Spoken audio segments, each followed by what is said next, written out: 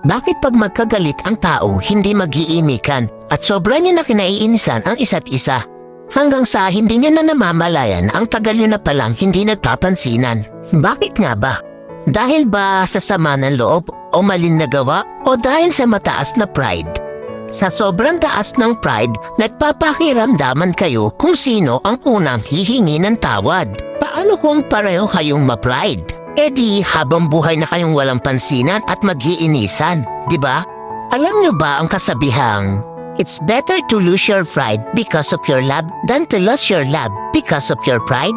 Hindi naman masama kung itapon mo muna ang pride mo para sa taong mahalaga sa'yo. Kaysa naman itapon mo yung pinagsamahan nyo ng dahil lang sa pride mo.